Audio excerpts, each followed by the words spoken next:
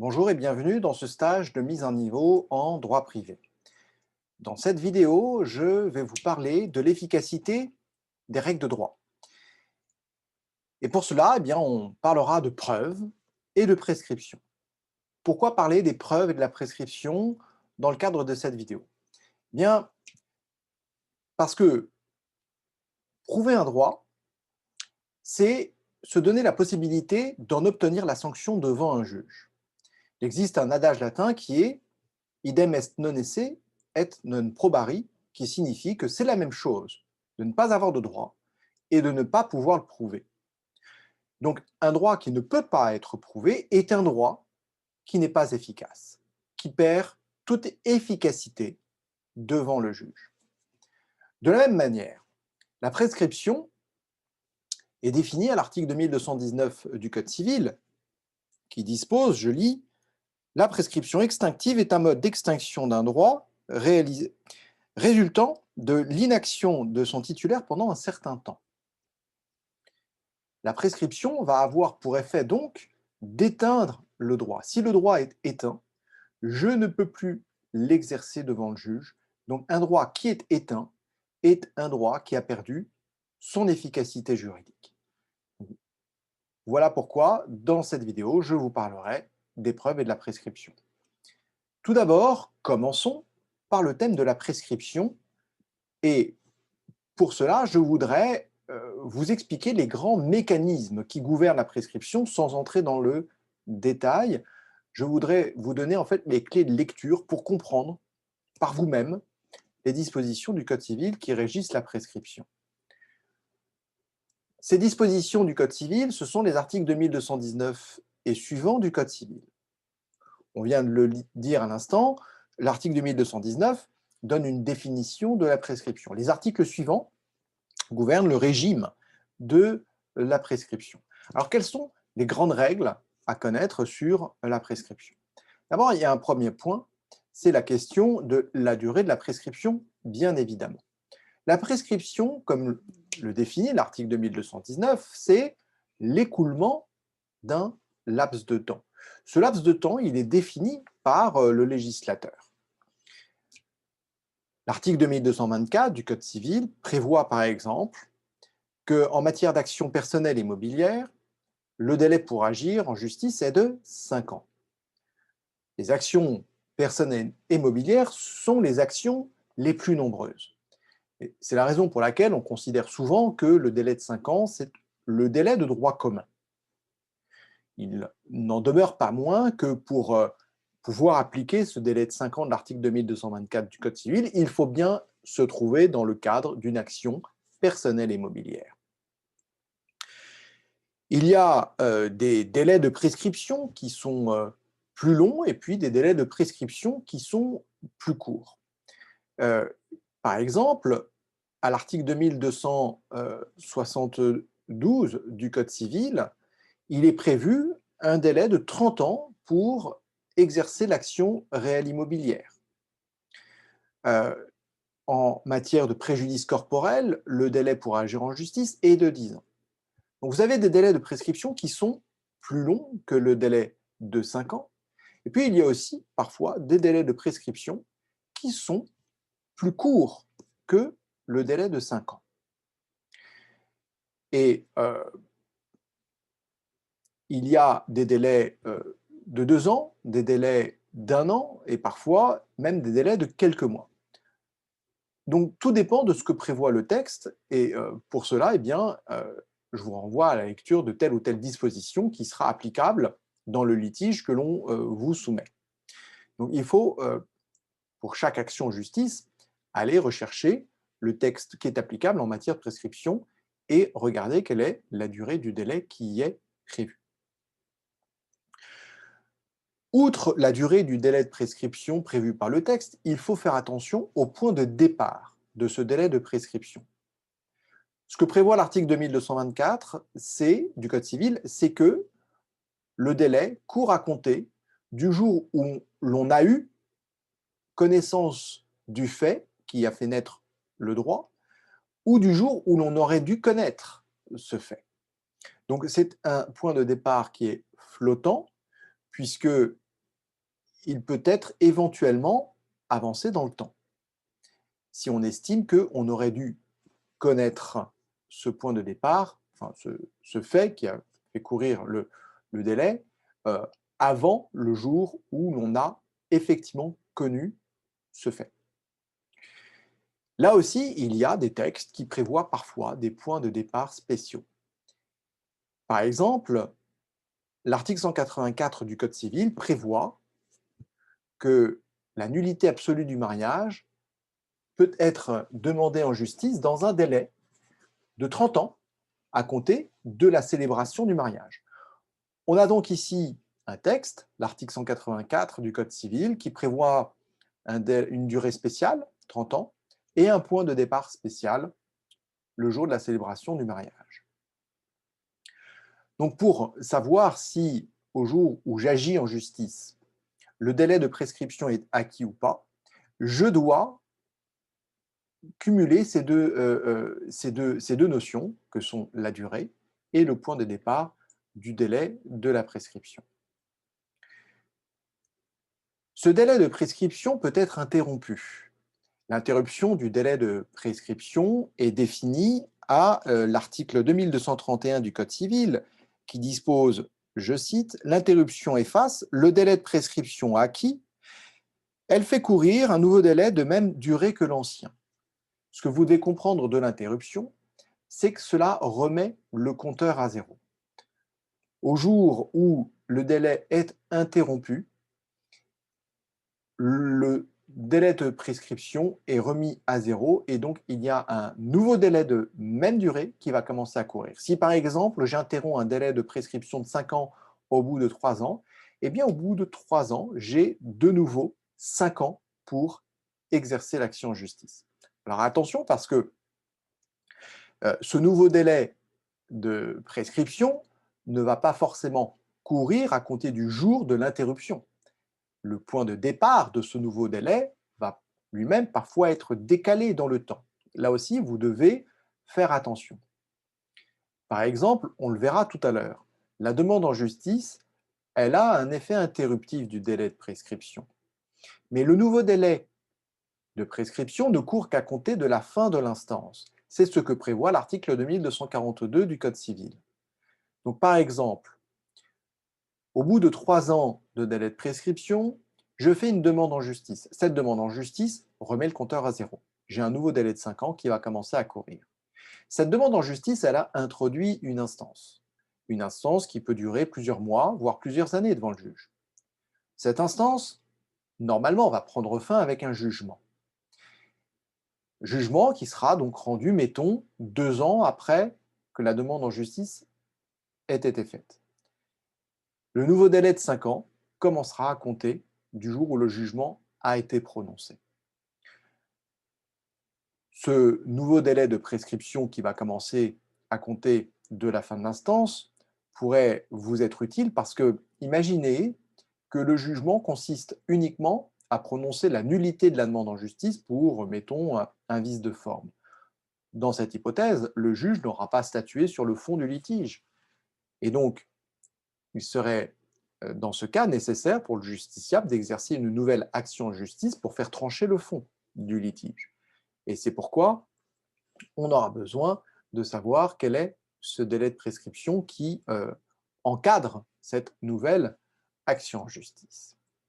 Donc voilà pour ce qui est du mécanisme de l'interruption du délai de prescription.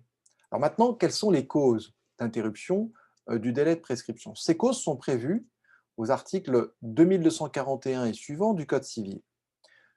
Principalement, je voudrais que vous en ayez deux en tête. La première cause d'interruption du délai de prescription, c'est la demande en justice. C'est ce que prévoit l'article 2241 du Code civil. Cette demande en justice, elle interrompt le délai de prescription, même si elle est portée devant un juge incompétent, et même si elle est nulle. Donc, elle peut être frappée d'une nullité pour vice de forme ou pour irrégularité de fond. Elle va néanmoins avoir son effet interruptif du délai de prescription. La notion de demande en justice va englober toutes les formes de demande en justice. Cela peut être l'assignation, Cela peut être également la requête. Il y a néanmoins 3 hypothèses dans lesquelles la demande en justice perd son effet interruptif du délai de prescription. Ce sont 3 hypothèses qui sont prévues à l'article 2243 du Code civil. Première hypothèse, c'est lorsque la demande en justice est définitivement rejetée. La deuxième hypothèse, c'est lorsqu'il y a un désistement, lorsque le demandeur se désiste de sa demande. Et la troisième hypothèse, c'est l'hypothèse d'une péremption. Si l'instance se périme parce que les parties au litige n'ont pas donné signe de vie, n'ont pas cherché à faire avancer l'instance pendant au moins 2 ans, eh bien l'instance se périme. Et dans cette hypothèse de péremption de l'instance, la demande en justice perd son effet interruptif. Alors à ces 3 cas, à ces 3 hypothèses dans lesquelles la demande en justice n'a pas d'effet interruptif, il y en a un quatrième qui a été précisé, pourrait-on dire peut-être ajouté, par la Cour de cassation, c'est l'hypothèse de la caducité de la demande. L'hypothèse de la caducité de la demande, c'est une hypothèse particulière, la caducité étant une sanction qui est prononcée contre une demande qui est au départ totalement valable, mais qui va néanmoins être anéantie rétroactivement parce que les parties qui devaient faire une formalité, qui devaient accomplir une formalité, ne l'ont pas accomplie. Par exemple, quand on assigne une partie devant le tribunal judiciaire, il est nécessaire d'enrôler la demande. C'est valable devant d'ailleurs toutes les juridictions. Il faut enrôler la demande, c'est-à-dire qu'il faut déposer la demande au greffe de la juridiction pour que cette demande soit enregistrée par le greffe. C'est ce qu'on appelle l'enrôlement. À défaut d'enrôlement, eh bien, la demande est caduque. La demande est caduque à défaut d'enrôlement dans un certain délai. Et cela dépend donc des différentes juridictions. Eh bien, la Cour de cassation est venue préciser que, en cas de caducité de la demande, celle-ci perd son effet interruptif du délai de prescription. Si la demande a perdu son effet interruptif, eh bien, il faut considérer que le délai de prescription n'a jamais été interrompu. Et quand on est dans le cadre d'un délai de 5 ans, eh bien souvent, cela va conduire à ce que la prescription soit acquise. La deuxième grande cause d'interruption du délai de prescription, je vous ai à l'esprit, ce sont les actes d'exécution forcée. Et c'est ce que prévoit l'article 2244 du Code civil. Si par exemple je pratique une saisie pour faire exécuter une décision de justice, eh bien cet acte d'exécution forcée va avoir un effet interruptif du délai de prescription. Donc voilà pour l'interruption du délai de prescription. Autre phénomène qui peut survenir quant à l'écoulement d'un délai de prescription, c'est la suspension de ce délai. Alors la suspension, cette fois, est définie à l'article 2230 du Code civil. Il s'agit, je cite, la suspension de la prescription en arrête temporairement le cours sans effacer le délai déjà couru. Cela signifie que le délai va s'arrêter temporairement pour reprendre là où il s'était arrêté. Si par exemple, je suspends un délai de prescription au bout de 3 années d'écoulement et qu'il s'agit d'un délai de 5 ans, le jour où le délai reprend, il reprend uniquement pour 2 ans qui restent à courir. Les causes de suspension des délais de prescription sont prévues là aussi dans différents textes, on ne va pas tous les envisager, mais par exemple, on peut citer les cas de l'article 2238 ou encore de l'article 2239 du Code civil. L'article 2238 du Code civil prévoit que lorsque l'on met en œuvre un mode alternatif de règlement des différends, tel que la conciliation, la médiation ou encore la convention de procédure participative, eh bien, cela a un effet suspensif du délai de prescription. Donc si par exemple je mets en œuvre une conciliation au bout de 3 ans de délai de prescription et que cette conciliation dure 6 mois, pendant 6 mois on tente de se concilier, puis finalement c'est un échec, à compter du jour où le conciliateur, si un conciliateur a été désigné rend un PV de non-conciliation, à compter de ce jour-là, le délai reprend pour les 2 années qui restent à courir. L'article 2238 du Code civil venant préciser à cet égard que le délai reprend pour une durée qui ne peut être inférieure à 6 mois. Donc si j'avais suspendu mon délai au bout de, mettons, 4 ans et 9 mois, le jour où la conciliation prend fin et que le délai reprend, il ne reprendra pas pour les 3 mois qui restaient normalement à courir, mais pour 6 mois. L'article 2239 du Code civil prévoit le même mécanisme s'agissant de l'expertise judiciaire in futurum, c'est-à-dire d'une expertise judiciaire qui est demandée avant tout procès. Au jour où l'expert est désigné, le délai de prescription est suspendu et il ne recommence à courir qu'à compter du jour où le rapport d'expertise est rendu par l'expert judiciaire, c'est-à-dire au jour où la mesure d'instruction prend fin. Donc voilà le mécanisme de la suspension de la prescription qui ne doit absolument pas être confondu, vous l'avez compris, avec le mécanisme de l'interruption du délai de prescription. À cet égard, je voudrais également apporter une petite explication sur la différence que l'on peut faire entre ce qu'on appelle un délai de prescription et un délai de forclusion. Et tout de suite, je voudrais apporter cette précision que la différence entre ces deux notions est importante, notamment s'agissant de l'interruption et de la suspension, parce qu'un délai de prescription peut être à la fois interrompu et suspendu, alors qu'un délai de forclusion ne peut pas être suspendu. Un délai de forclusion peut être interrompu, mais pas suspendu. Alors, qu'entend-on par délai de forclusion? Le délai de forclusion n'a pas pour effet d'éteindre un droit. Le délai de forclusion, il a pour effet d'enfermer la partie qui doit accomplir un acte de procédure dans un certain délai pour l'accomplir. Passé ce délai, l'acte de procédure ne peut plus être reçu par le greffe. Or, la demande en justice, c'est un acte de procédure. Il arrive que le législateur prévoit parfois des délais de forclusion pour accomplir la demande en justice. Lorsque le délai de forclusion est acquis, on dit alors qu'on est forclos. L'acte ne peut plus être reçu, donc on ne peut plus exercer l'action en justice. En somme, l'effet de la forclusion est le même que l'effet de la prescription. Si je fais une demande alors que le délai est acquis, cette demande devra être jugée irrecevable par le juge. Néanmoins, donc, les causes de la forclusion sont différentes. Et le problème, c'est que, évidemment, le législateur, quand il prévoit un délai plus court que le délai de prescription, puisque le délai de forclusion il est forcément plus court que le délai de prescription, si vous voulez, à partir du moment où le droit est éteint, on n'a plus besoin d'enfermer celui qui devrait exercer un acte de procédure dans un délai. Il ne pourra de toutes les manières plus exercer l'action elle-même, puisque ce droit s'est éteint. Donc les délais de forclusion sont forcément des délais qui sont plus courts que le délai de prescription, notamment le délai de 5 ans. Mais quand le législateur prévoit un délai plus court que le délai de prescription, il ne vient pas préciser si c'est un délai de forclusion ou un délai de prescription. Et donc, pour le savoir, le plus simple, c'est de s'en remettre en fait à ce que dit la Cour de cassation à cet égard. Dans l'idée, si vous voulez, la forclusion, c'est un délai qui est d'ordre public, auquel on ne peut pas déroger.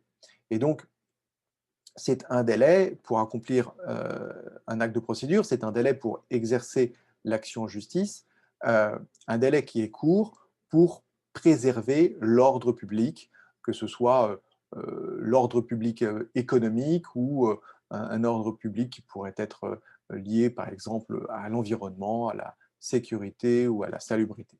Mais le plus souvent, c'est pour protéger l'économie que le législateur vient enfermer le titulaire d'un droit qui doit accomplir donc un acte de procédure dans un délai relativement court. Par exemple, le délai de 2 ans pour agir en garantie des vices cachés est un délai de forclusion. Cela veut dire que ce délai de 2 ans peut être interrompu par une demande en justice, mais ne pourra pas être suspendu, par exemple, par la mise en œuvre d'un mode alternatif de règlement des différends comme la conciliation ou la médiation. Voilà donc en somme ce qu'il fallait savoir sur vous voyez, l'interruption et la suspension de ce délai de prescription. Alors, quand on décale dans le temps le point de départ de la prescription, lorsque un délai est interrompu ou lorsque un délai est suspendu, cela va évidemment avoir pour effet de retarder la fin de ce délai et de décaler dans le temps ce qu'on appelle le dies ad quem, c'est-à-dire le dernier jour du délai pour exercer l'action en justice. Pour éviter que ce report n'aboutisse in fine à une imprescriptibilité du droit, imaginons que le délai soit interrompu à de multiples reprises, de sorte que le délai ne prend jamais fin, le compteur est toujours remis à zéro. Pour éviter l'imprescriptibilité, eh bien, l'article 2232 du Code civil prévoit ce qu'on appelle le délai butoir en matière civile. Ce que prévoit l'article 2232, c'est que le report du point de départ, la suspension ou l'interruption de la prescription ne peut avoir pour effet de porter le délai de la prescription extinctive au-delà de 20 ans à compter du jour de la naissance du droit. Cette fois, le point de départ de ce délai de butoir, il est fixe, il n'est pas flottant. C'est le jour de la naissance du droit. Et à compter de ce jour, eh bien, l'on calcule 20 ans et le délai pour agir ne peut pas aller au-delà de ces 20 ans, quelles que soient les interruptions ou les suspensions qui ont pu avoir lieu. Évidemment, ce délai butoir de 20 ans ne va pas s'appliquer pour les délais de prescription qui sont plus longs que 20 ans. Donc, par exemple, en matière réelle immobilière ou en matière de nullité absolue du mariage, on ne va pas appliquer ce délai de 20 ans comme délai butoir. Voilà ce qu'il fallait savoir sur la prescription. Vous l'avez vu, il s'agit ici seulement des grands mécanismes, des grands principes qui gouvernent la prescription. À vous maintenant eh bien, d'approfondir ce sujet en consultant le Code civil ou en consultant des manuels. Passons donc au deuxième thème de cette vidéo, les preuves. Pour parler des preuves, il faut évoquer 3 questions que vous devez toujours vous poser, et ce dans le même ordre que je vais vous indiquer. La première question à se poser, c'est la question: que faut-il prouver? C'est la question de l'objet de la preuve. Puis, on se posera une deuxième question: qui doit rapporter la preuve? C'est la question de la charge de la preuve. Et puis enfin, on traitera une troisième question, qui est de savoir comment la preuve doit-elle être rapportée. C'est la question des modes de preuve. Quand vous traitez un cas pratique, quand vous traitez une consultation, quand vous lisez un arrêt, quand vous réfléchissez sur un sujet relatif à la preuve, posez-vous toujours ces 3 questions et dans cet ordre-là. Parce qu'en matière civile, on va le voir, la question de la charge de la preuve dépend de l'objet de la preuve et la question des modes de preuve ensuite est autonome par rapport à l'objet de la preuve et à la charge de la preuve, mais c'est à la condition d'avoir déjà déterminé ce qu'il fallait prouver qu'il faut se poser la question de savoir comment il faut le prouver. Et la question des modes de preuve va dépendre là aussi à cet égard de la question de l'objet de la preuve. Donc le point de départ vraiment important, hein, c'est l'objet de la preuve dont dépend ensuite les 2 autres questions. Donc, traitons cette première question qui porte sur l'objet de la preuve. Que faut-il prouver? Pour répondre à cette question, vous devez consulter l'article 9 du Code de procédure civile qui prévoit que par principe, ce sont les parties qui ont la charge d'alléguer les preuves qu'elles allèguent. Et donc, par opposition, eh bien, les parties n'ont pas à rapporter la preuve des droits allégués. On déduit donc de cet article 9 du Code de procédure civile un premier principe.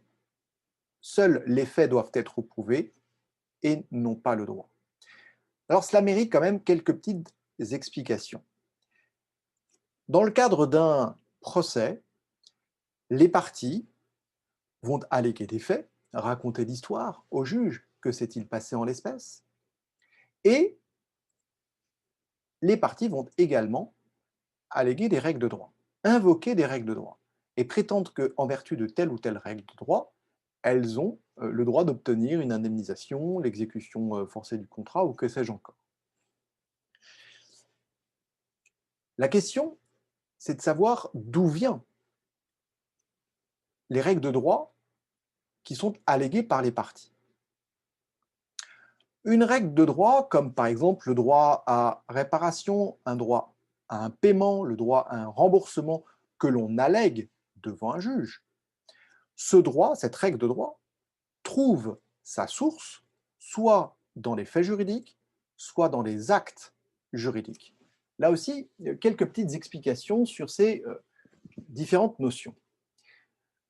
L'acte juridique, c'est la manifestation d'une volonté en vue de produire des effets de droit.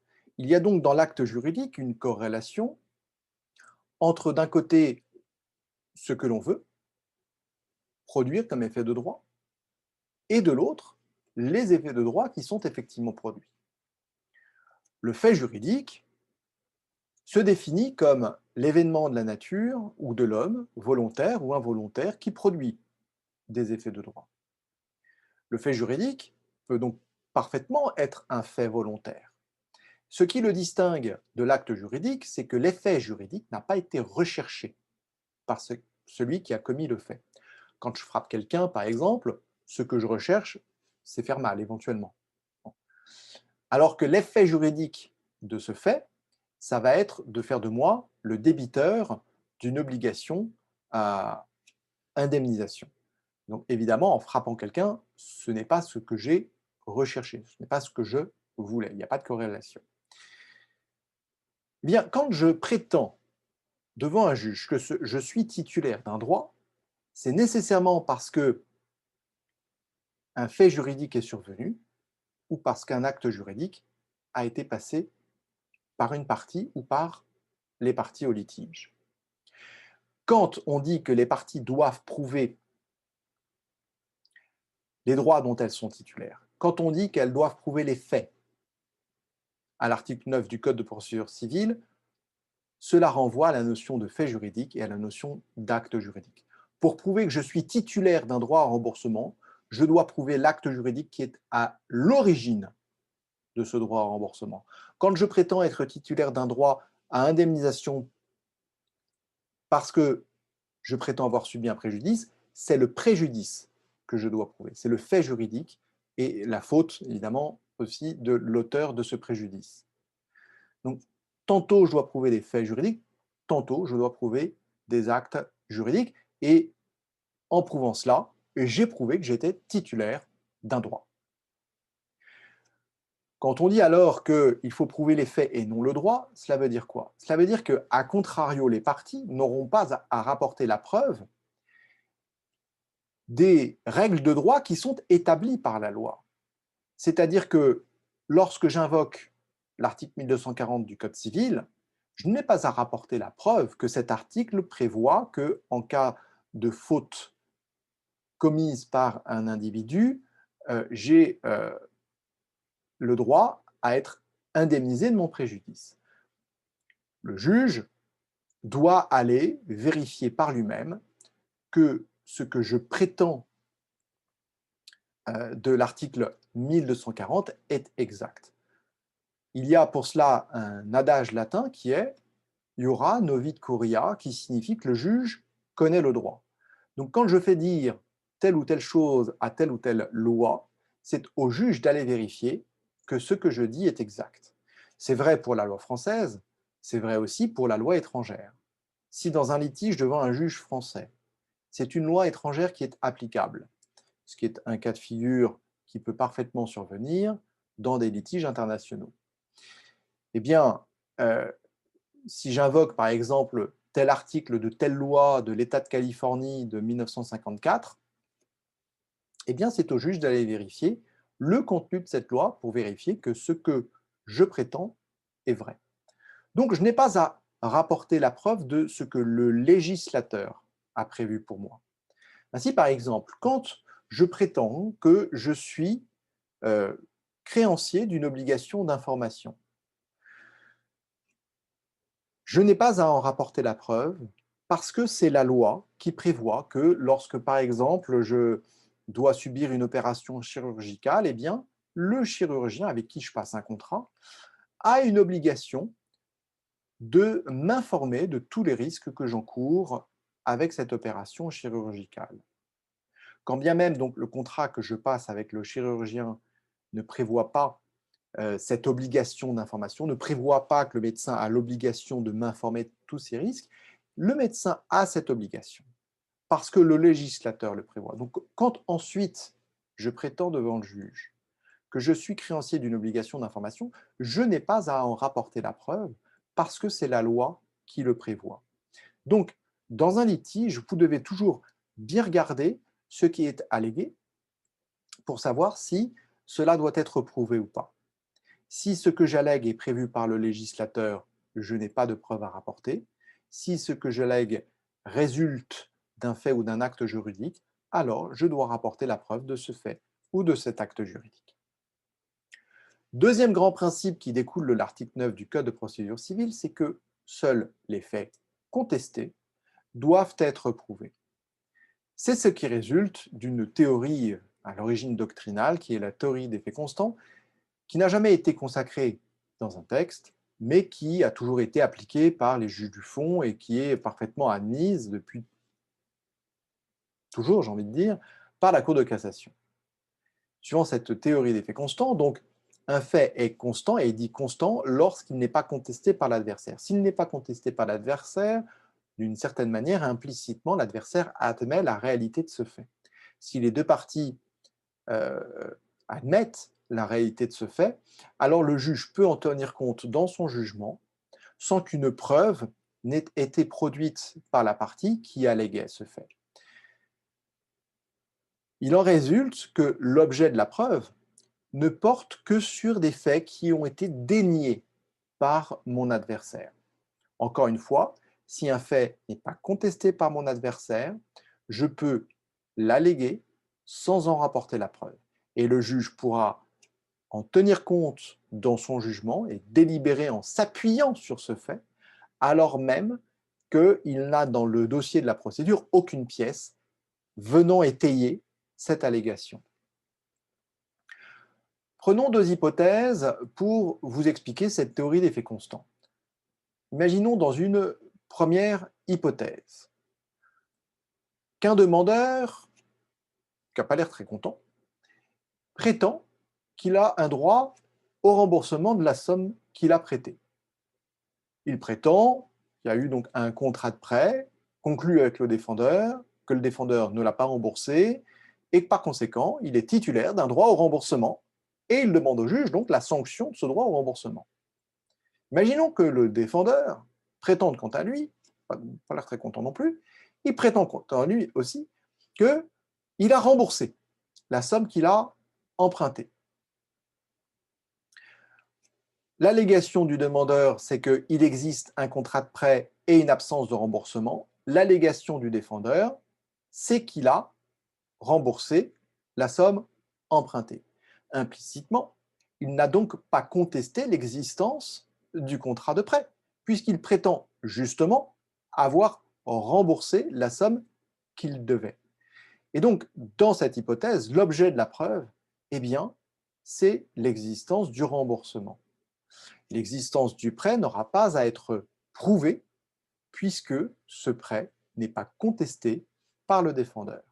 Et donc, le juge, dans son jugement, peut dire qu'en l'espèce, il y a bien eu un contrat de prêt conclu entre les parties, alors même que ce contrat ne serait pas produit dans les pièces produites par le demandeur. Donc, même si le juge n'a pas la preuve qu'il y a bien eu un contrat de prêt, il pourra, dans son jugement, retenir qu'il y en avait un parce que ce fait est constant.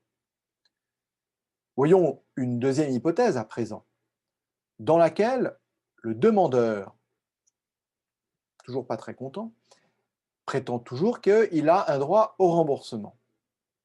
Et cette fois, le défendeur, qui a l'air plus calme, prétend que c'était une donation et non pas un prêt.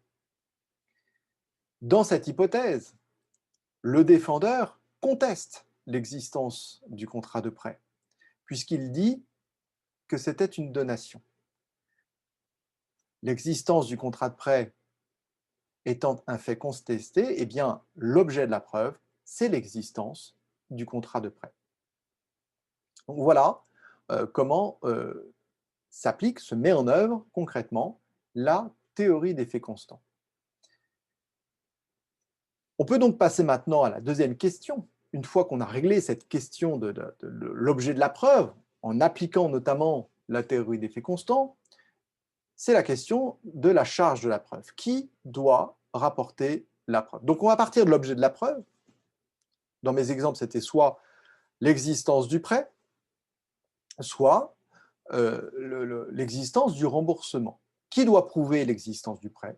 Qui doit prouver l'existence du remboursement? Pour répondre à cette question, de nouveau, on vise l'article 9 du Code de procédure civile, mais aussi l'article 10 du Code de procédure civile. Suivant ces dispositions, et notamment suivant l'article 9 du Code de procédure civile, il appartient aux parties de rapporter la preuve des faits qu'elles allèguent. À l'inverse, ce n'est pas au juge de prouver les faits qui sont allégués par les parties. Si une partie allègue l'existence d'un contrat de prêt, eh bien c'est à celui qui invoque cette existence, c'est à celui qui allègue ce contrat de prêt qu'il appartient de rapporter la preuve. À l'inverse, le juge ne pourra pas aller chercher lui-même la preuve de ce contrat de prêt. Donc si la preuve n'est pas rapportée, le juge doit rejeter la demande en considérant que la preuve n'est pas rapportée, tout simplement. Même si par ailleurs, dans sa vie personnelle, par exemple, il a pu prendre connaissance de l'existence de ce contrat de prêt, il ne pourrait pas s'en sortir de sa neutralité, et qui est nécessaire au principe d'impartialité du juge. Il ne pourrait pas aller,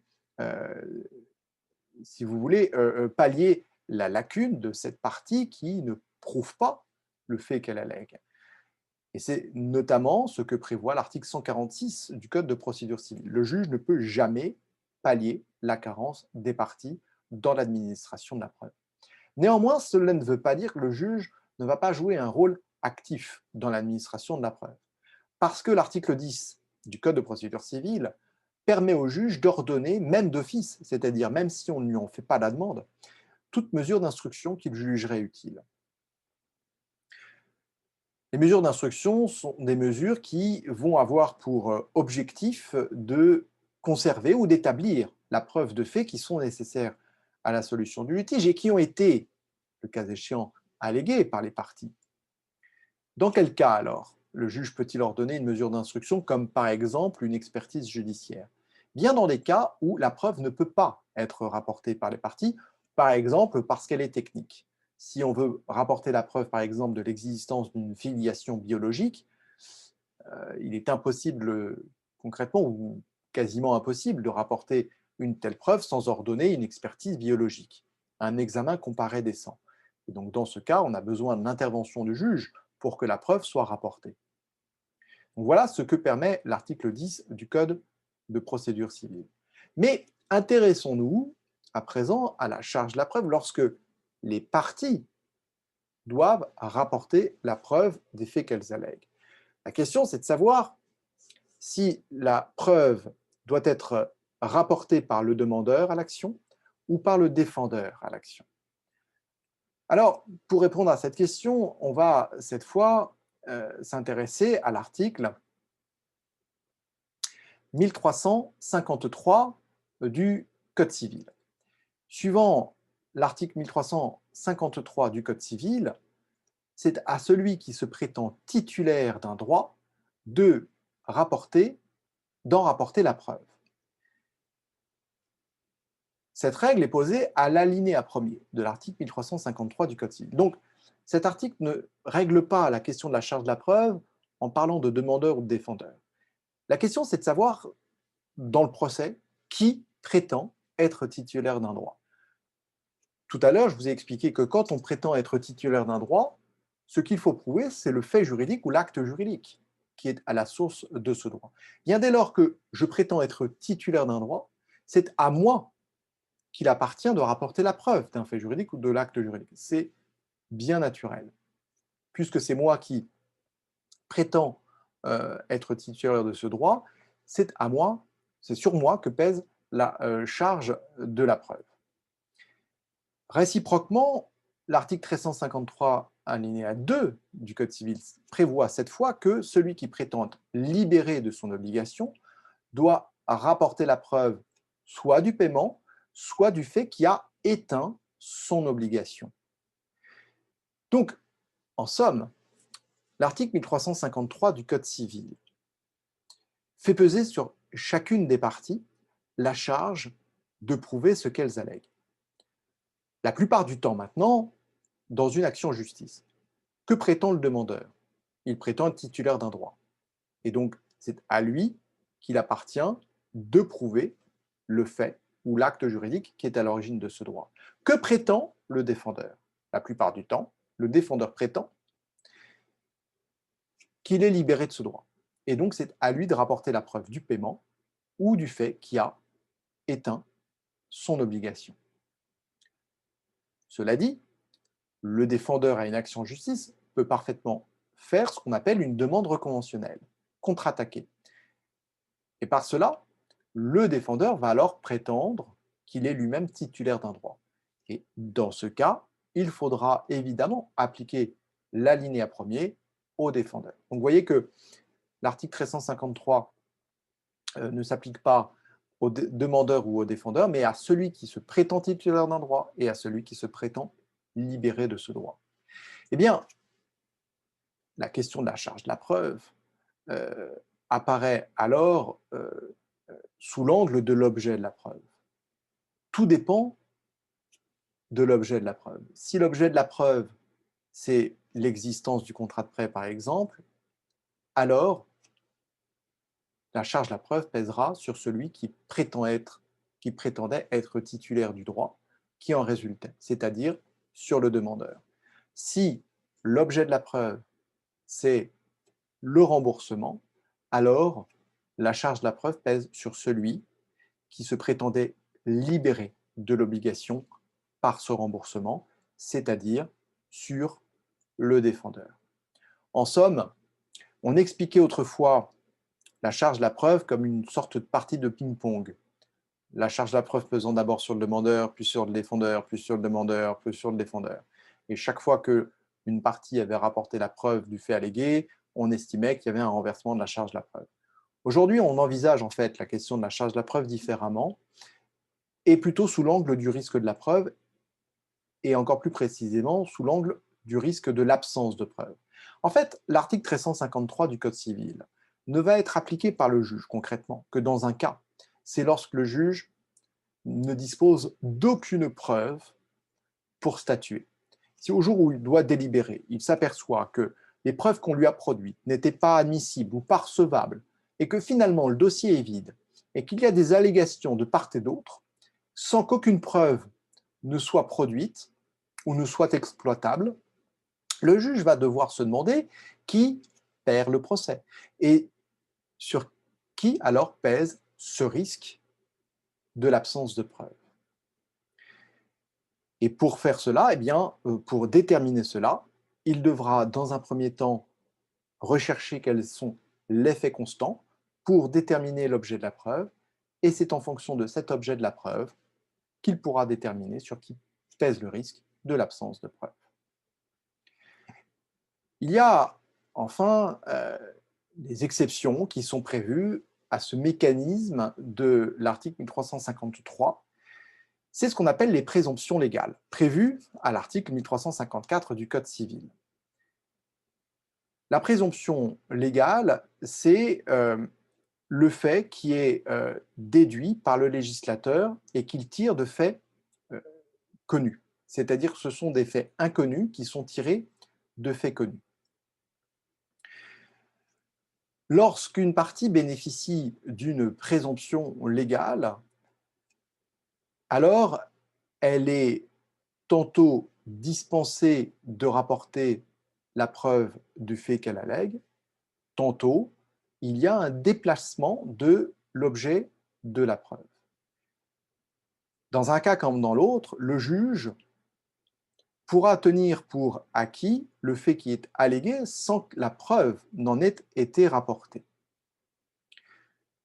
Par exemple, l'article 312 du Code civil prévoit que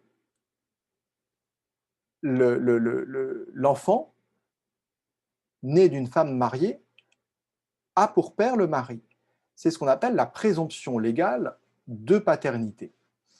Donc, quand je veux établir ma filiation paternelle et que mon épouse accouche d'un enfant, je n'ai à rapporter que la preuve de mon mariage au jour de la conception de l'enfant ou de la naissance de l'enfant.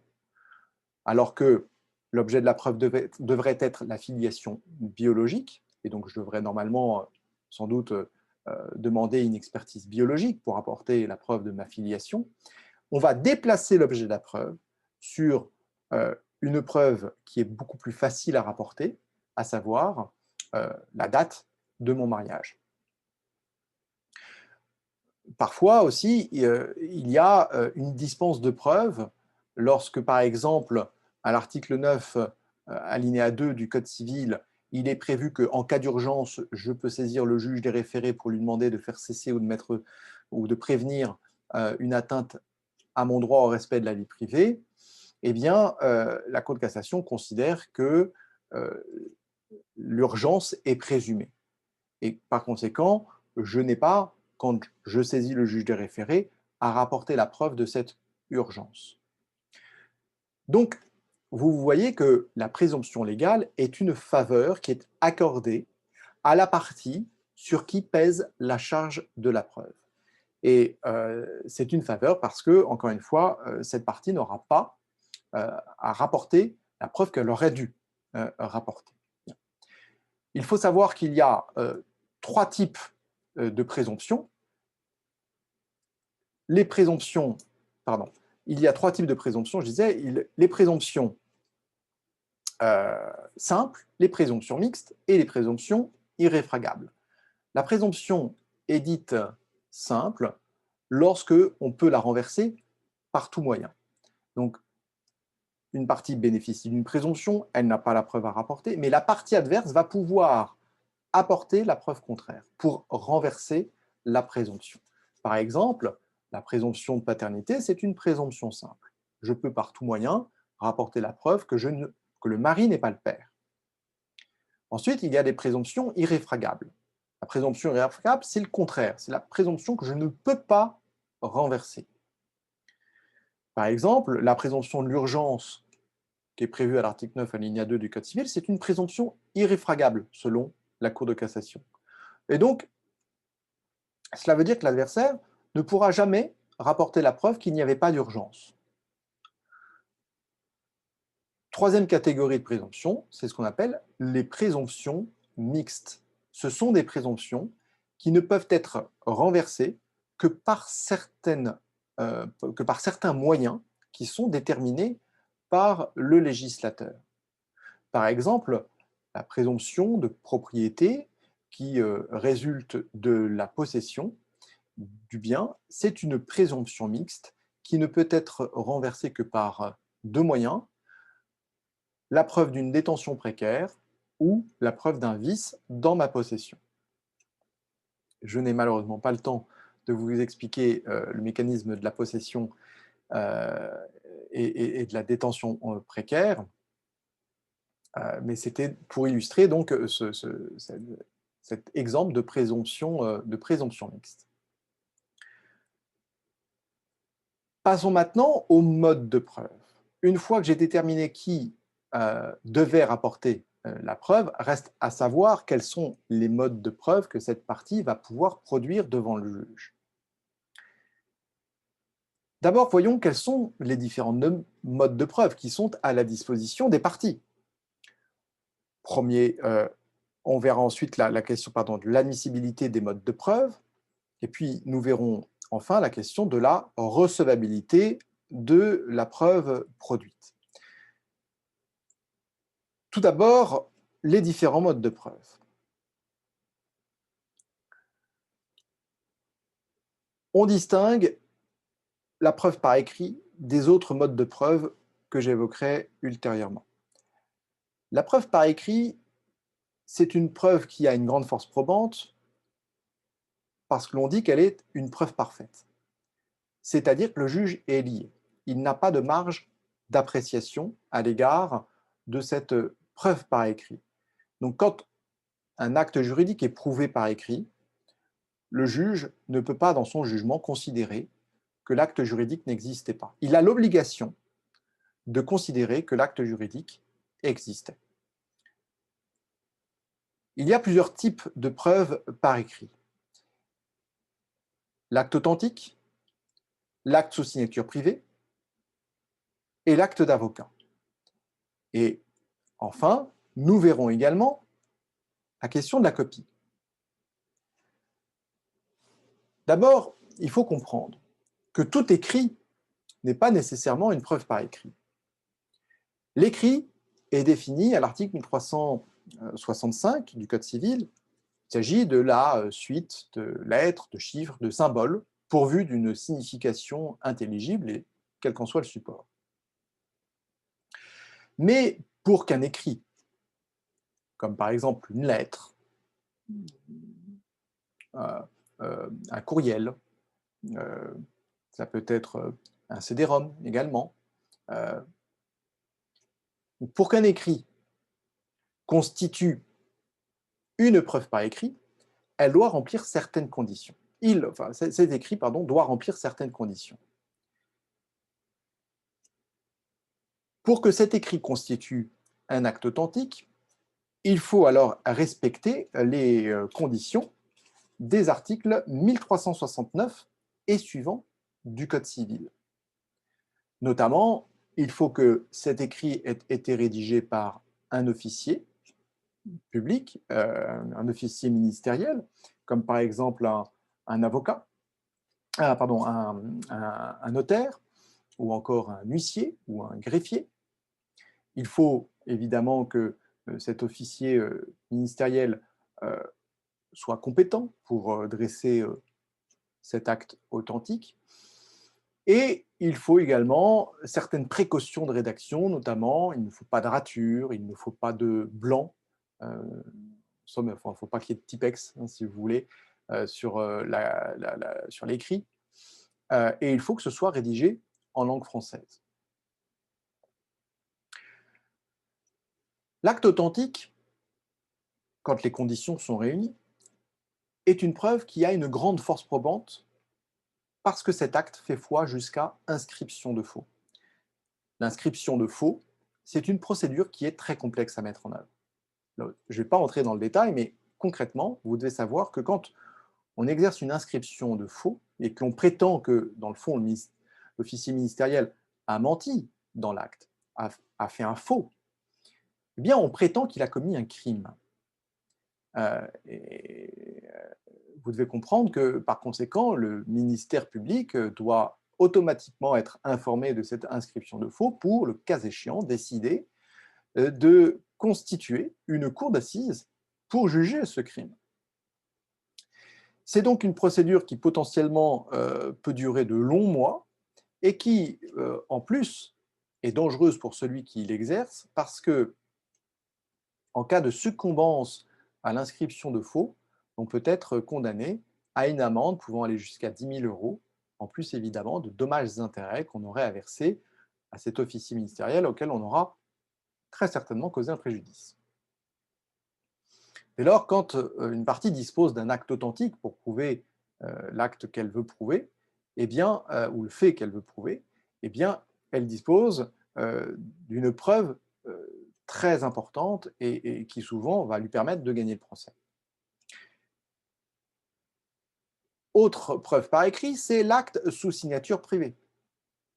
Là aussi, l'acte sous signature privée est défini dans le Code civil aux articles 1372 et suivants du Code civil.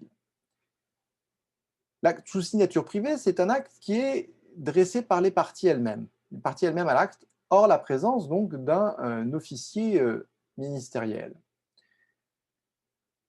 Il y a aussi des conditions qui sont prévues pour que l'écrit constitue un acte sous signature privée. Il faut évidemment la présence de la signature, et on va distinguer ensuite suivant que l'acte est synallagmatique ou unilatéral.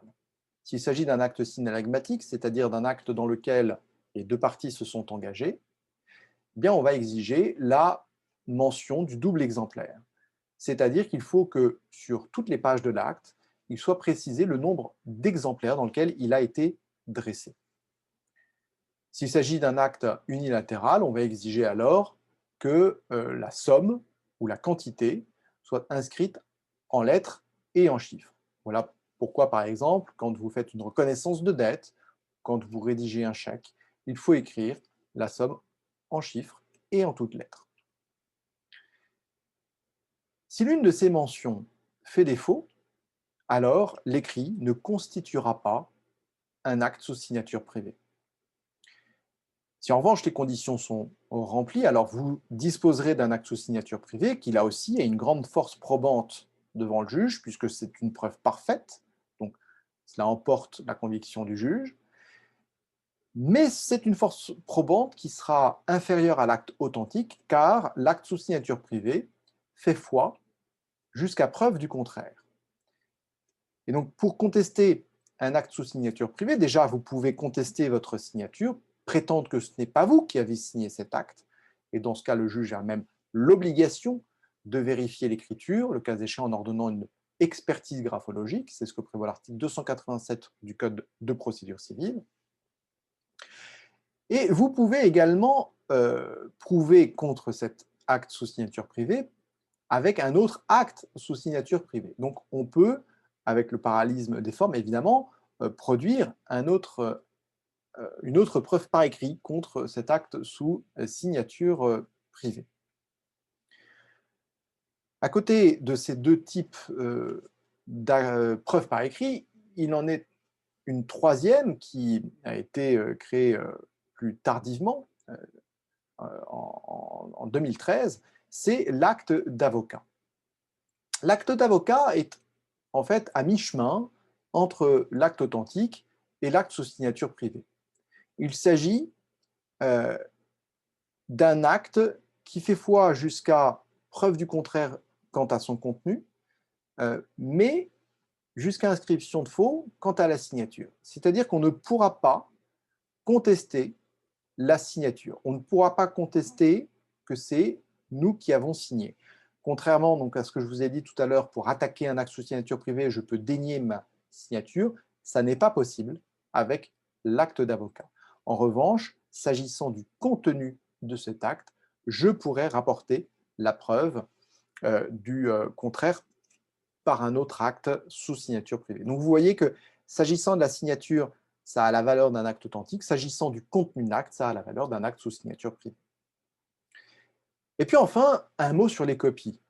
Parce que depuis la réforme du 10 février 2016, en droit des obligations et en droit de la preuve, eh bien, la copie a la même force probante que la preuve par écrit. Et elle peut être produite alors même qu'il n'est pas possible, alors même qu'il serait possible, pardon, de produire l'original. Avant la réforme de 2016, on ne pouvait produire la copie que si préalablement on rapportait la preuve que l'original avait été perdu, détruit, volé, et qu'il était donc matériellement impossible de prouver cet original. Dans ce cas-là, on était autorisé à prouver la copie. Et puis, avec les développements des technologies, et notamment la numérisation de la justice, l'on ne produit plus les originaux support papier. On produit uniquement des copies en version numérique. Et donc, très logiquement, la réforme de 2016 a permis désormais de produire des copies directement. Donc aujourd'hui, en pratique, ce sont des copies que l'on produit devant le juge. Et le Code civil prévoit que la copie a la même force probante que l'original, Et donc, ça a la valeur d'une preuve parfaite lorsque les conditions ont été réunies. Donc voilà pour la preuve par écrit. Passons maintenant à un deuxième mode de preuve qui peut être à la disposition des parties, c'est le témoignage. Le témoignage, c'est la déclaration par un tiers de faits dont il a eu personnellement connaissance ou qu'on lui a rapporté. Lorsque cette déclaration est écrite, cela s'appelle une attestation. Le témoignage a une force probante bien inférieure à la preuve par écrit, c'est ce qu'on appelle une preuve imparfaite, c'est-à-dire qu'elle est laissée à l'appréciation souveraine des juges qui peuvent euh, considérer que cela emporte leur conviction ou non. Donc, quand bien même je produis un témoignage qui tente à prouver le fait que j'allègue, le juge peut considérer dans son jugement que ce fait n'est pas prouvé. Autre mode de preuve à la disposition des parties, c'est la preuve par indice.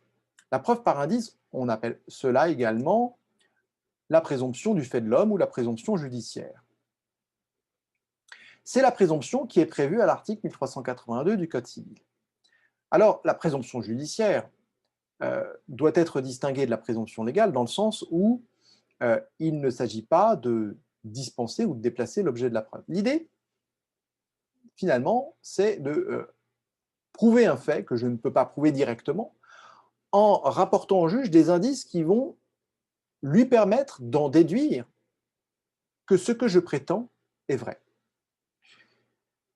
L'article 1382 du Code civil prévoit que ces indices doivent être graves, précis et concordants. Et donc, le juge va déduire de ces indices graves, précis et concordants la preuve d'un fait qui est allégué. Par exemple, pour prouver un adultère, je ne vais pas, plus souvent, réussir à prouver le rapport sexuel qu'aurait entretenu mon époux ou mon épouse avec un tiers. Je vais rapporter la preuve que mon époux s'est rendu au domicile de telle personne, il est entré à 20h, on est ressorti le lendemain à 6h, que l'huissier a constaté après son départ qu'il avait encore des affaires, des sous-vêtements, qu'il y avait des photos de lui à ce domicile, qu'il y avait laissé une brosse à dents, et que c'est quotidiennement ou, je ne sais pas, 2 fois par semaine que mon époux se rend à son domicile. J'aurais apporté des indices au juge qui vont lui permettre de penser qu'effectivement, il y a un adultère. Donc, je n'aurais pas prouvé l'adultère lui-même, j'aurais rapporté la preuve d'indices qui vont permettre au juge d'en déduire que ce que je prétends est vrai. Ce qu'il faut en fait comprendre, c'est que la preuve par indice, c'est bien souvent une preuve par la démonstration, par la force de conviction de la partie qui allègue le fait. Et la preuve par indice, c'est la preuve qui est la plus souvent rapportée au juge. Bien souvent, ce que l'on prétend, on ne peut pas le prouver directement, mais on dispose de suffisamment d'indices pour laisser penser que ce que l'on dit est vrai. La preuve par indice, bien entendu, ce n'est pas une preuve parfaite, c'est une preuve imparfaite qui est donc laissée à l'appréciation du juge. Ensuite, il y a l'aveu comme mode de preuve. L'aveu, c'est la déclaration par une partie d'un fait qui est susceptible de lui être défavorable. L'aveu peut être judiciaire quand il est fait devant un juge, c'est alors une preuve parfaite. Le juge est obligé de tenir le fait pour vrai. Ou alors l'aveu peut être extrajudiciaire, et dans ce cas, c'est une preuve imparfaite, elle est laissée à l'appréciation souveraine des juges du fond. Et puis enfin, dernier mode de preuve, il y a le serment. Le serment, c'est un peu le contraire de l'aveu, c'est-à-dire que c'est la déclaration par une partie d'un fait qui lui est susceptible d'être favorable.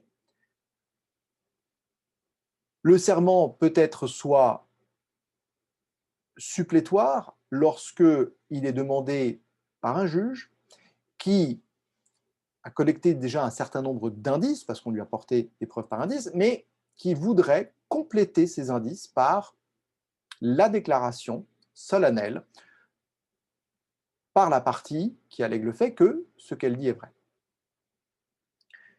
Et donc, ça, c'est le serment supplétoire qui est laissé à l'appréciation souveraine des juges du fond, c'est une preuve imparfaite.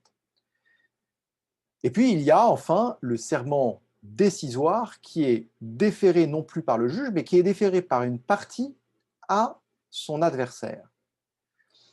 Lorsque donc une partie demande à son adversaire de déclarer solennellement que ce qu'elle prétend est vrai.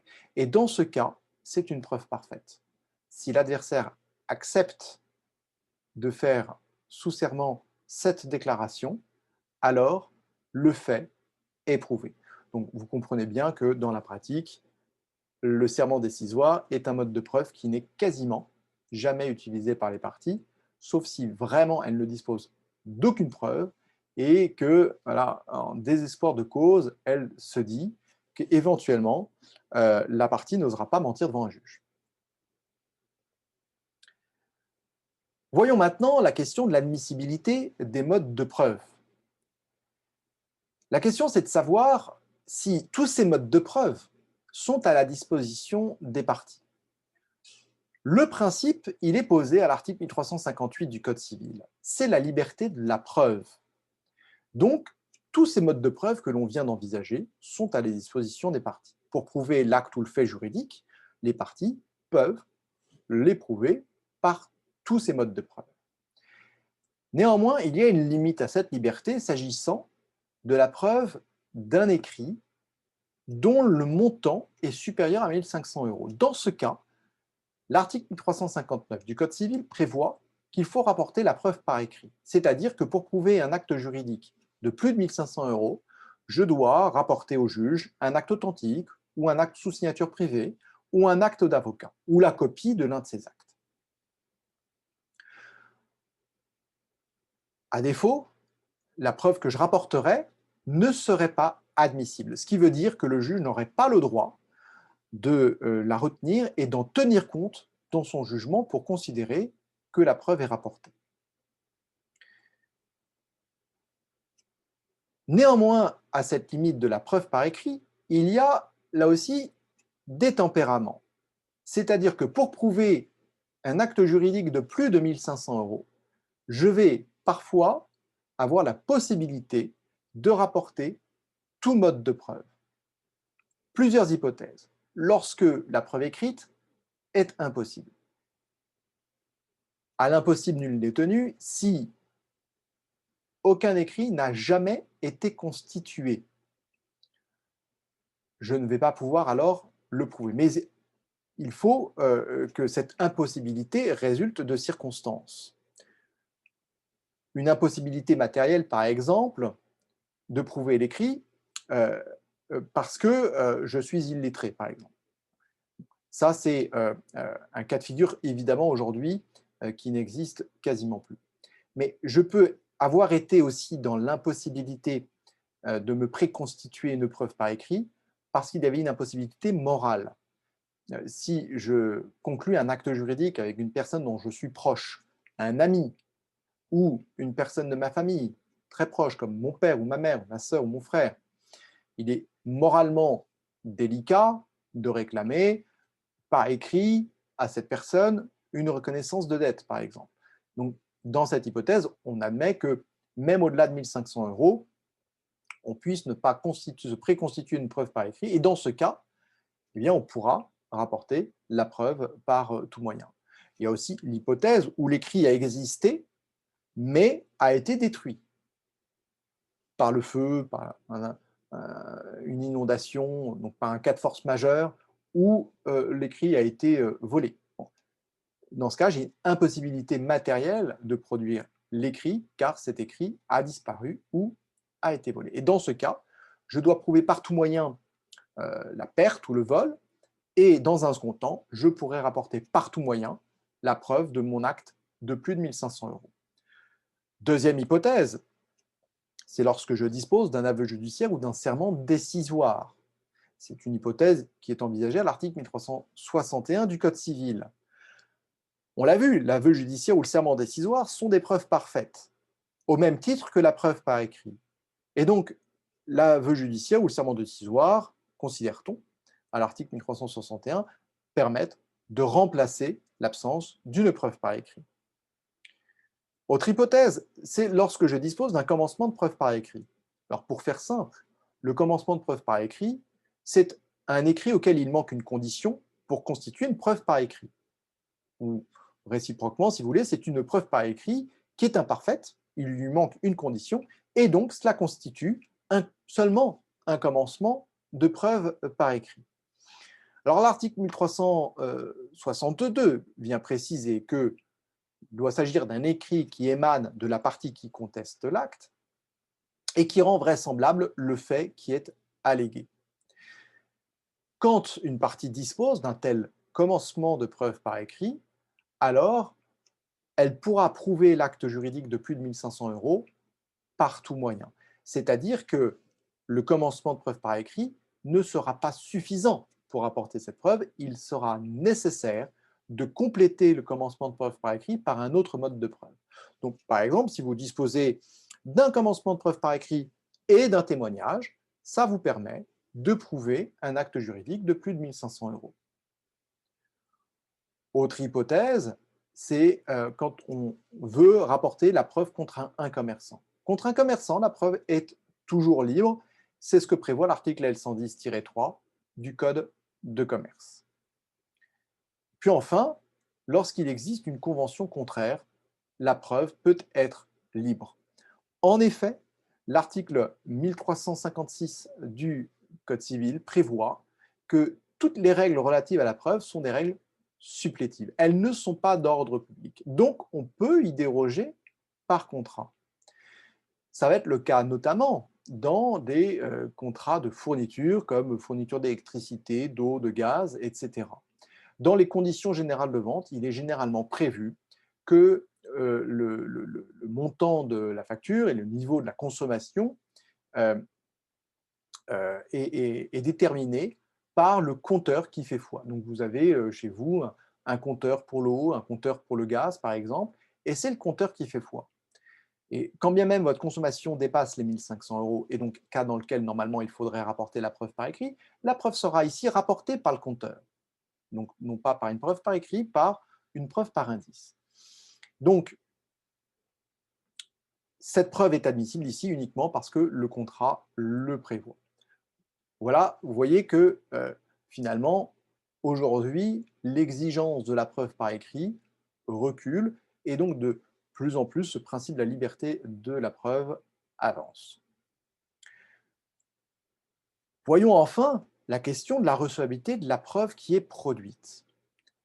J'ai donc par hypothèse une preuve qui est admissible que je devrais normalement pouvoir produire pour prouver le fait ou l'acte juridique que j'allègue. Reste à savoir comment j'ai obtenu ce mode de preuve, cette preuve. L'article 1363 du Code civil prévoit d'abord que nul ne peut se constituer un titre à soi-même. Si cette preuve, mettons que pour prouver l'acte juridique, je peux rapporter la preuve par tout moyen, et par conséquent, je peux rapporter un écrit sans que ce soit une preuve par écrit. Donc ça entrera dans la catégorie, si vous voulez, des preuves par indice. Bon. Eh bien, si cet écrit, je me le suis constitué à moi-même, je ne pourrai pas le produire en justice. Cette preuve sera irrecevable, ce qui veut dire que le juge n'a pas le droit, normalement le juge qui a une libre appréciation, encore une fois, hein, sur la preuve par indice, le juge n'a pas le droit, dans son jugement, de considérer que la preuve du fait ou de l'acte juridique est rapportée, alors même que le titre a été constitué par la partie qui l'a produite. Donc cette règle de l'article 1363 est une consécration, en 2016, d'une jurisprudence constante à cet égard. C'est ce qui explique notamment que le commencement de preuve par écrit doit émaner de la partie qui conteste le fait. Je ne peux pas me préconstituer à moi-même donc un commencement de preuve par écrit. Deuxième règle de recevabilité, c'est la règle de la légalité de la preuve.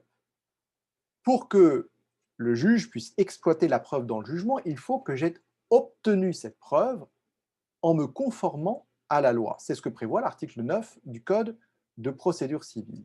Si au contraire, il a fallu que je porte atteinte au droit au respect de la vie privée, par exemple, au droit du secret des correspondances, s'il a fallu que je me montre violent, s'il a fallu que je vole la pièce, quand bien même cette pièce est admissible, elle ne sera pas recevable. C'est ce qu'on appelle le principe de la légalité de la preuve. Néanmoins, sachez qu'il y a, en la matière, une évolution de la jurisprudence, puisque la Cour de cassation, dans les années 2010, et notamment par des arrêts, notamment un arrêt du 31 octobre 2012, eh bien, la Cour de cassation a érigé la preuve en droit fondamental. Et il y a donc, d'après elle, qui résulte de l'article 6, paragraphe 1 de la CEDH, qui protège le droit à un procès équitable, il y aurait un droit fondamental à la preuve. Alors, si pour obtenir la preuve, et si pour donc exercer mon droit fondamental à la preuve, il a fallu que je porte atteinte à un autre droit fondamental, eh bien la Cour de cassation considère qu'il faut faire une balance des intérêts. Il ne faut pas nécessairement rejeter la preuve, il faut examiner quel est l'intérêt le plus légitime et retenir la solution qui va dans le sens de cet intérêt le plus légitime. C'est ce qu'on appelle faire une balance des intérêts ou encore faire un contrôle de proportionnalité. Et donc, notamment lorsqu'il y a une atteinte au droit au respect de la vie privée, la Cour de cassation va regarder si l'atteinte au droit au respect de la vie privée était proportionnée ou disproportionnée par rapport au but légitime de prouver le fait qui était allégué par la partie qui a produit cette pièce. Donc on va regarder si ce qu'il y a de plus légitime, c'est de protéger le droit à la preuve ou de protéger le droit au respect de la vie privée. Et ça va conduire la Cour de cassation à admettre, dans certaines hypothèses, que l'on produise des preuves qui pourtant ne sont pas légales, c'est-à-dire des preuves qui sont contraires à la loi, qui ont été obtenues en violation d'une loi. Ensuite, autre principe de recevabilité de la preuve, c'est le principe de loyauté de la preuve. Le principe de loyauté de la preuve n'est pas expressément consacré dans un texte. Il résulte d'une part de l'article 9 du Code de procédure civile et de l'article 6, paragraphe 1 de la Convention européenne de sauvegarde des droits de l'homme et des libertés fondamentales. Le principe de la loyauté de la preuve, il a été érigé par la Cour de cassation dans un arrêt de principe rendu par la deuxième chambre civile de la Cour de cassation le 7 octobre 2004.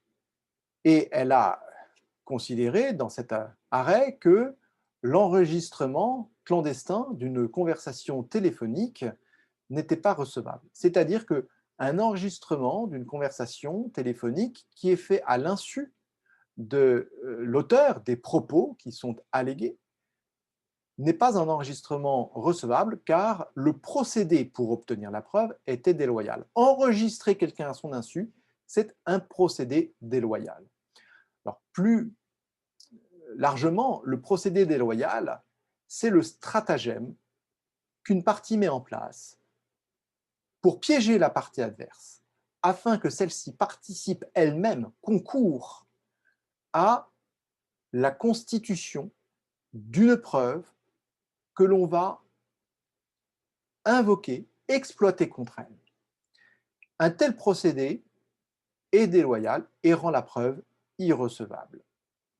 Alors, la doctrine est très critique à l'égard du principe de loyauté de la preuve parce qu'elle considère que dans un procès, il faudrait admettre quand même une certaine déloyauté puisqu'il s'agit de rechercher la vérité et que cette recherche de la vérité passe parfois par une certaine déloyauté. Cela dit, la Cour de cassation applique avec beaucoup de rigueur le principe de loyauté et n'admet aucune dérogation. Notamment dans un arrêt du 2 janvier 2011, l'Assemblée plénière de la Cour de cassation a considéré que c'était un principe général de procédure qui, par conséquent, devait être appliqué au-delà du tribunal, d'une juridiction judiciaire, devait aussi s'appliquer devant l'autorité de la concurrence, qui est une autorité administrative indépendante. Donc, voilà, vous ne pouvez pas produire une preuve que vous auriez obtenue par un stratagème qui a piégé la partie adverse. Et puis enfin, il y a un dernier principe de recevabilité qu'il faut évoquer, c'est le principe du contradictoire qui résulte notamment à cet égard des articles 15 et 135 du Code de procédure civile. À savoir qu'un juge ne pourra pas exploiter dans son jugement une preuve que vous lui avez remise, c'est-à-dire une preuve qui a été produite, mais qui n'aurait pas été communiquée à la partie adverse. Lorsque le juge s'aperçoit qu'une telle preuve n'a pas été communiquée à la partie adverse, soit il enjoint cette communication pour pouvoir exploiter la pièce dans son jugement, soit il écarte la pièce des débats. Mais une pièce qui n'a pas été communiquée à la partie adverse ne peut pas être exploitée par un juge dans son jugement. C'est ce qu'on appelle le principe du contradictoire qui veut que chaque partie, dans un procès, ait la possibilité de discuter de tous les moyens invoqués par la partie adverse, mais aussi de toutes les pièces qui sont produites par la partie adverse. Voilà, c'était un petit peu long. Je m'en excuse, il fallait bien cela pour vous parler de la prescription et des preuves. Je vous remercie de votre attention et je vous dis à bientôt dans une autre vidéo pour le stage de mise à niveau en droit privé.